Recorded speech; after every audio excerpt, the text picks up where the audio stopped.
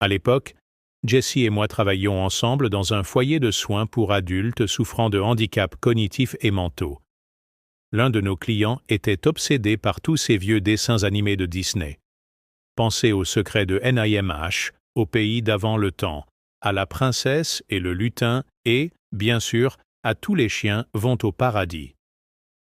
L'anniversaire du client approchait, alors Jessie et moi sommes partis à la recherche de copies VHS de ce genre de film dans les magasins d'occasion.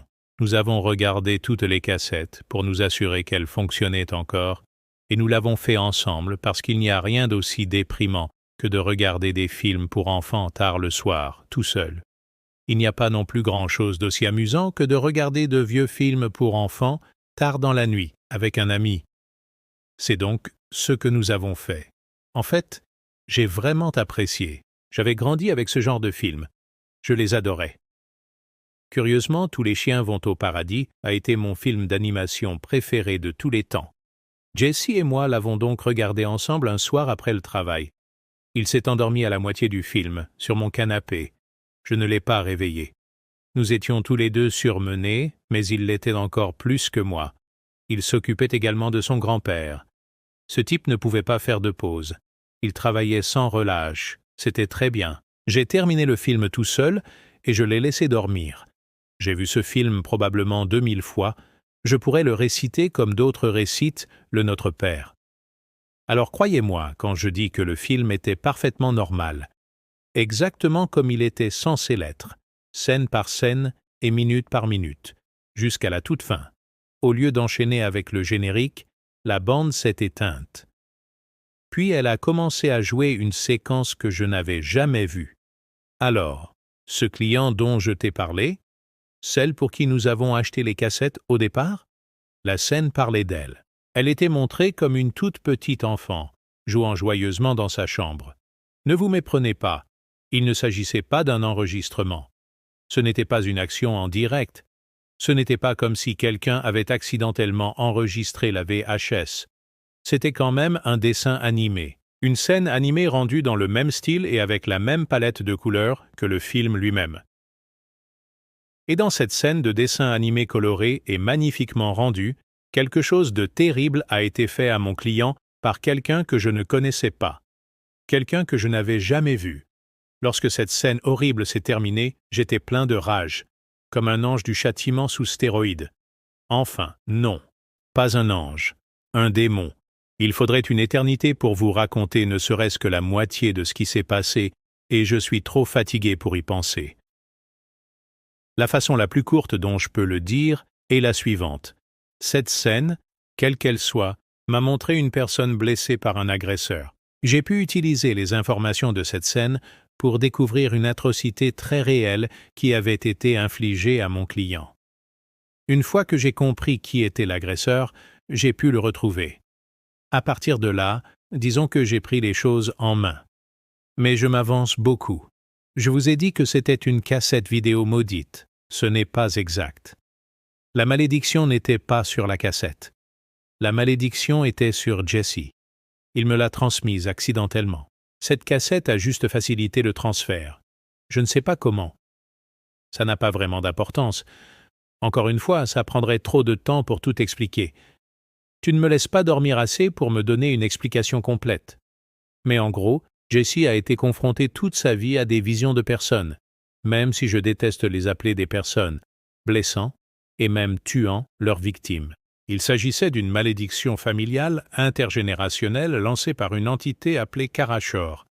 Je ne le savais pas à l'époque, parce que Jessie a dormi pendant cette scène, et ce n'est pas comme si je savais comment lui dire ce que j'avais vu. Alors, je n'ai même pas essayé. C'est dommage. Si j'avais dit quelque chose, n'importe quoi, rien n'aurait mal tourné. Mais ce n'est pas vraiment dans ma nature de me confier à qui que ce soit, surtout pas sur des choses qui me rendent folle, ou des choses qui me font du bien. Cette malédiction m'a fait me sentir vraiment bien, putain. La malédiction comporte deux parties. Premièrement, vous voyez quelque chose d'horrible. Deuxièmement, vous devez agir pour punir la personne qui a fait cela. Si vous ne le faites pas, vous ne vivrez pas très longtemps. En gros, la malédiction est la suivante. Si vous voyez quelque chose, faites quelque chose. Ou mourir.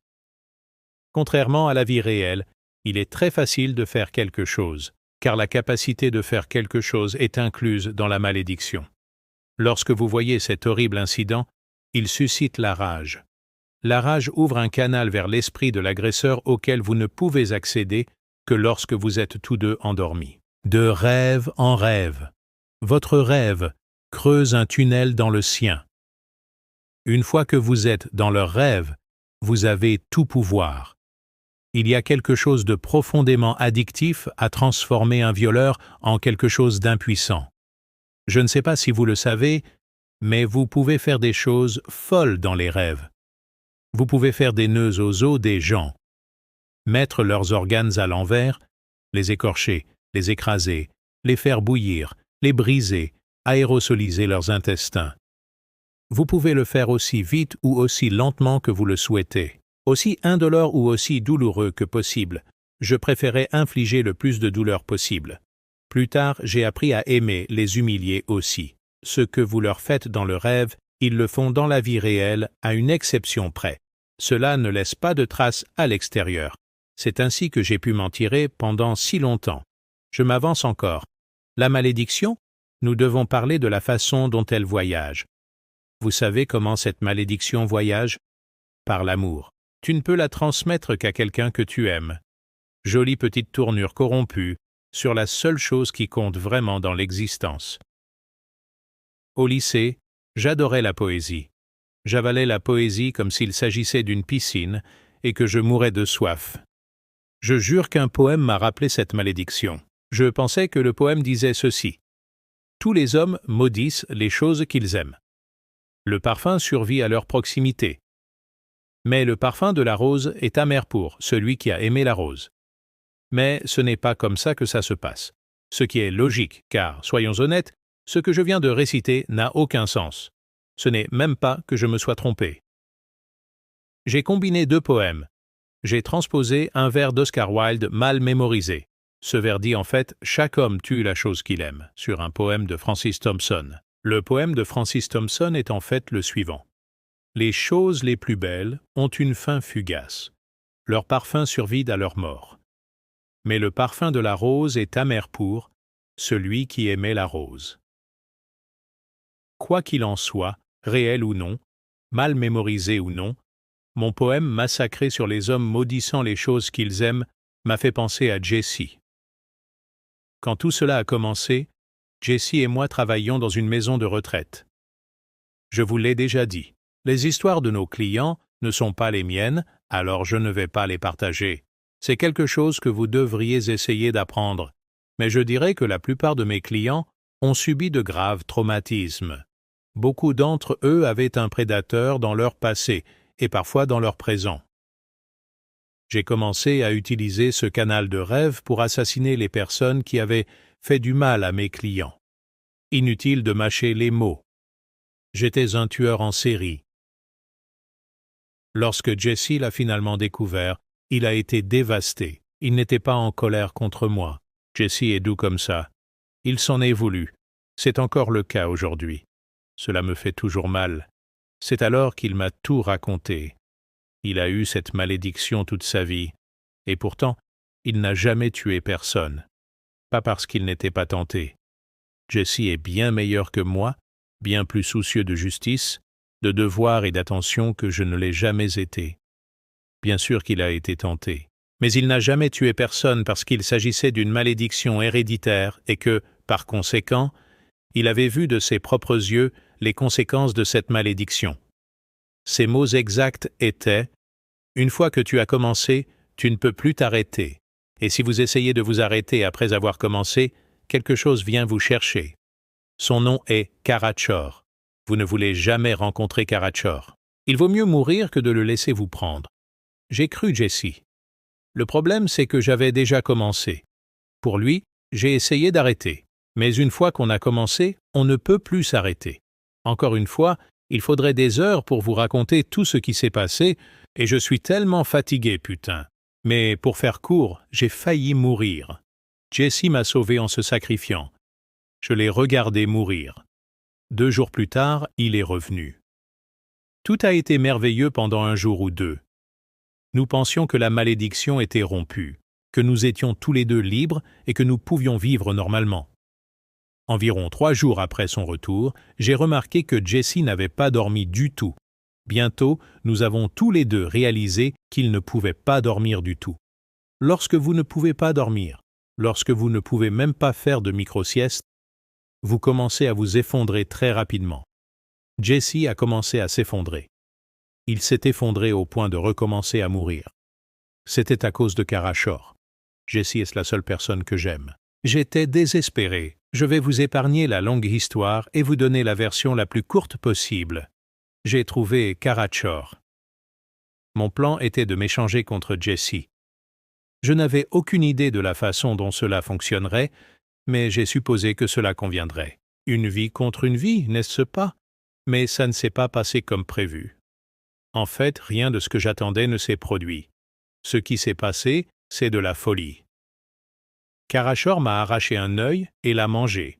Puis il a arraché un de ses yeux, qui ressemblait à une étoile, comme l'étoile polaire, et l'a placé dans mon orbite. Puis il s'est éloigné dans l'obscurité sans même dire un mot. La dernière chose que j'ai vue, ce sont ses cornes, grandes ombres jumelles tachant le ciel nocturne. Je suis rentré chez moi, vaincu. Mais quand je suis arrivé, Jesse dormait. Même si j'avais perdu un œil, je m'en accommodais. Ce que je n'acceptais pas, c'était ses yeux. Jesse avait les plus beaux yeux noirs, le genre d'yeux dans lesquels on peut se noyer. Lorsque je suis revenu de ma rencontre avec Karachor, l'un de ses yeux était toujours aussi sombre et beau, mais l'autre était brillant et doré comme une pièce de monnaie polie. J'ai cru que c'était la fin, mais rien n'est jamais fini. Pas pour nous. Au bout d'une semaine, Jesse a cessé de dormir. Quelques jours plus tard, il s'effondrait à nouveau. Il mourait à cause du manque de sommeil. L'une des choses que j'aime le moins dans la vie, c'est qu'on est toujours en train de négocier. Même si vous ne savez pas pourquoi vous négociez, même si vous ne comprenez pas les négociations, même si vous ne vous rendez pas compte que vous négociez, vous le faites. Chaque minute de chaque jour. Et quand Karachor a pris mon œil et m'a donné le sien et a fait en sorte que Jesse puisse dormir à nouveau, il ne m'a pas fait un cadeau. Il négociait. En échangeant son œil contre le mien, j'ai accepté de négocier. Ma part du marché, dont je n'avais aucune idée, était de continuer à assassiner des gens dans leurs rêves en échange de la bonne santé de Jesse. Lorsque j'ai compris cela, Jesse était presque mort, mais il était encore éveillé et suffisamment conscient pour pleurer lorsque j'ai glissé dans mon maudit sommeil de mort. Lorsque j'ai refait surface après avoir commis un nouveau meurtre, il pleurait encore. Mais sinon, il était en bonne santé. Plus important encore, il a dormi cette nuit-là. Par la suite, Karachor m'est apparu en rêve. Chaque fois qu'il apparaissait dans mes rêves, il me donnait une cible. Il me montrait des visions qui me donnaient tout ce dont j'avais besoin pour localiser et tuer ma victime. C'était un problème pour moi. Karachor n'était pas aussi perspicace que moi. Je suis un tueur sanguinaire, je l'admets, un justicier de l'enfer. Mais même moi, j'ai des limites. Je limite ma folie meurtrière aux prédateurs. Karachor ne respectait pas ses limites. Pas du tout. J'ai donc rouvert les négociations. J'ai pu choisir qui je tuais, mais Jesse devait se joindre à moi. Vous devez comprendre que Karachor a toujours voulu Jesse. Au prix de grands sacrifices, Jesse a refusé à Karachor toute sa vie. J'ai annulé son refus. Je lui ai enlevé son pouvoir, son consentement, mais je ne l'ai pas fait parce que je le voulais. Je l'ai fait par amour.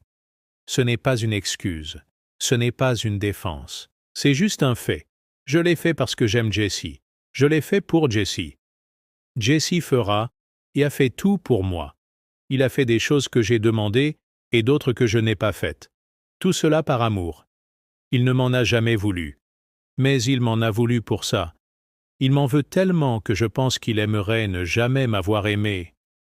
Mais je n'avais pas le choix. C'était faire ou mourir. C'est la malédiction. Voir quelque chose. Faire quelque chose. Et maintenant, nos deux vies dépendaient de ce que Jesse fasse quelque chose. C'était quelque chose qu'il avait refusé de faire toute sa vie jusqu'à présent. Mais le refus n'était plus une option. S'il refusait, nous mourrions tous les deux. Il le savait. Même s'il avait cessé de m'aimer, même s'il me détestait, je ne pense pas que Jesse aurait jamais voulu que je meure. Il est donc devenu lui aussi un tueur de rêves. Pas parce qu'il le voulait, mais parce qu'il m'aimait. J'ai trouvé un emploi qui consistait à enregistrer des détenus dans une grande prison régionale. C'est ironique, je sais, et cela m'a permis de trouver très facilement des cibles. Une fois que j'ai été au courant, les dossiers des anciens délinquants étaient parfaitement accessibles. Et après cela, en particulier après avoir vu les abus perpétrés sur des détenus qui le méritaient, et sur beaucoup d'autres qui ne le méritaient pas, ce n'était qu'une question de temps avant que Jesse et moi ne commencions à nous en prendre aux gardiens. À ce moment-là, je pouvais contrôler entièrement mes rêves et diriger la création des canaux de rêve. Je pouvais voyager. Je pouvais emmener Jesse avec moi. Je pouvais voir des choses, des secrets, des actions cachées et des souvenirs oubliés que personne sans mes capacités ne verrait jamais. J'ai découvert des choses terribles qui avaient été enterrées et dissimulées. J'ai vu des choses qui n'ont jamais vu la lumière, à moins que vous ne comptiez la lumière de mon œil étoilé. C'est à cela que ressemble mon œil dans les rêves de mort. Une étoile brillante et aveuglante qui voit tout et brûle ce qu'elle trouve à redire. Jesse ne pouvait pas le supporter. Il a essayé. Il a essayé tellement, tellement fort, mais il ne pouvait tout simplement pas faire face. Nous parlons ici d'effondrement, de crise d'angoisse, d'accès de colère, de manie, de psychose. Tout ce à quoi vous pouvez penser a mal tourné avec lui. Et c'était ma faute, toute ma faute, parce que je le traumatisais, pas parce que je le voulais, parce que le traumatiser était le seul moyen de le garder en vie. Je suppose qu'il n'est pas surprenant qu'il ait fini par refuser de dormir. Après un meurtre particulièrement et inutilement brutal dont j'assume l'entière responsabilité, il a promis de ne plus jamais dormir. À cette fin, il a tenté de mettre fin à ses jours. Je l'en ai empêché, mais il est resté à l'hôpital pendant des jours. Pendant ce temps, Karachor avait encore ses courses à faire. J'étais tout à fait capable de les faire seul, mais ce n'était pas suffisant. Un effort solitaire, après tout, ce n'était pas notre affaire. Finalement, Karachor est venu me voir en rêve et m'a dit que si Jesse et moi ne recommencions pas à travailler ensemble, et vite, il recommencerait à nous assigner des cibles. Et je vous l'ai déjà dit, les cibles de Karachor ont tendance à violer mes propres limites. Lorsque Jesse est finalement sorti de l'hôpital, il n'a pas essayé de se suicider à nouveau, Dieu merci. Mais il voulait toujours dormir le moins possible. Je ne l'ai pas soutenu dans cette démarche. Comment aurais-je pu? Un soir, il m'a supplié de tout laisser tomber, de mettre fin à notre relation et d'aller de l'avant, quelle que soit la suite. Même si rien ne vient d'après, disait-il, au moins nous serons libres, mais je ne pouvais pas faire ça. Je ne pouvais pas perdre Jesse. Je ne peux toujours pas.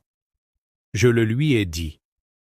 Alors, pour s'empêcher de dormir, et, ce faisant, m'empêcher de l'utiliser dans mes rêves de mort, il a intentionnellement développé une furieuse addiction à la méthamphétamine. Parce qu'il ne dormait pas, Karachor a pris les commandes. Il m'assignait des missions de mort toutes les nuits. Il me faisait voir toutes sortes de choses. Si vous voyez quelque chose, faites quelque chose, n'est-ce pas? Si tu vois quelque chose sans faire quelque chose, tu meurs. Seulement, je n'avais pas le droit de faire quoi que ce soit sans Jesse. Mais peu importe ce que Karachor me montrait, et peu importe ce que je disais ou faisais à Jesse, il ne dormait toujours pas plus de quelques minutes à la fois. J'étais désespéré. Je ne pouvais pas perdre Jesse. Je ne peux pas le perdre, alors j'ai pris de l'héroïne. Pendant l'une de ces siestes de 5 minutes, je l'ai drogué. Et c'est tout. Je sais que ce n'est pas vraiment comme dormir, mais c'était assez proche. Je l'ai gardé sous anesthésie pendant un long moment, assez longtemps pour rattraper la liste des courses à la mort de Karachor. À la fin, Jesse était complètement dépendant. Je n'ai même pas eu à lui en donner. Il a commencé à en prendre lui-même. Il en prenait si souvent que je suis devenu complètement folle. J'ai littéralement perdu le compte du nombre de personnes que j'ai tuées. Jesse et moi sommes tous les deux des drogués, tu sais. J'ai besoin de tuer ces gens. J'ai besoin de savoir qu'ils ne feront plus jamais de mal à personne. J'ai besoin de savoir que leurs derniers instants seront aussi humiliants et angoissants que ceux qu'ils ont infligés aux personnes qu'ils ont blessées. Chaque fois que j'y pense, je souris. Jesse a été dévasté lorsqu'il m'a transmis sa malédiction, mais il n'aurait pas dû l'être. C'était le meilleur des deux mondes. Il s'est libéré et a transmis son fardeau à quelqu'un qui pense que c'est un don extraordinaire. Tout ce qu'il a fait, il l'a fait par amour, et ça se voit. Les seules erreurs commises ont été les miennes. J'ai fait une erreur en essayant de m'arrêter après avoir commencé, et j'ai fait tomber Karashor sur Jesse. J'ai commis une grave erreur en entraînant Jesse dans cette histoire. Quand j'ai relancé la malédiction, il s'est enfin libéré de lui-même. Maintenant, il ne sera jamais libre, et tout ça à cause de moi. J'ai essayé de rouvrir les négociations avec Karashor une douzaine de fois, en vain. Ça ne marche pas comme ça. Une fois que vous avez commencé, vous ne pouvez plus vous arrêter. Et c'est moi qui ai fait commencer Jesse. Vous devriez le laisser partir. Il n'est pas le meurtrier. Il est le contraire. Si vous le rendez clean et que vous le remettez dans le monde réel, il ira bien. Il a juste besoin d'être loin de moi. C'est un homme, et un bon. Un homme merveilleux. Pas un monstre. Moi, d'un autre côté, vous devriez probablement me garder ici, et vous devriez probablement me traiter bien, parce que j'ai trouvé le Harlequin City Bright. Désolé d'avoir gardé ça jusqu'à la fin. Je ne voulais vraiment pas vous le dire. Parce que je ne voulais pas que quelqu'un le sache. Maintenant que tu sais, c'est tout ce que tu me feras faire. Tu ne me laisseras pas de temps pour les courses à la mort de Karashor. Cela signifie que Jesse va mourir. Non, je ne peux pas vous dire où se trouve la cité. Ça ne marche pas comme ça. Je peux seulement te montrer, et seulement après avoir fait un sacré travail de préparation. Je le sais depuis des semaines. Allez-y et dites-le à l'admin, en supposant qu'il n'écoute pas déjà.